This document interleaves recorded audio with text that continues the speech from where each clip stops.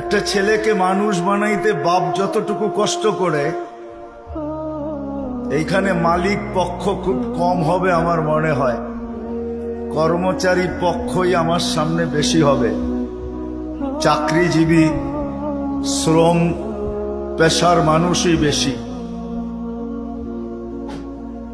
যারা কর্মচারী শ্রম পেশার মানুষ, এমন দিন যায় না যে দুই চারটা ধমক না খায়া বাড়িতে না ফিরে। আমার কথা বোঝেন? সুট্টুর হবে না, কিন্তু এরকমই হবে। একটা রিক্সাওয়ালা ডেলি দুই চার ডজন গালি খাওয়া ব্যতীত বাড়িতে ফিরে না। কিন্তু তাকে যদি জিজ্ঞাসা করা হয় যে এত গালি খাওয়ার পরেও ডেলি রিক্সা নিয়ে কেন বাহির হও, তো চোখের পানি ছেড়া দিয়া বলবে বিবি বাল বাচ্চা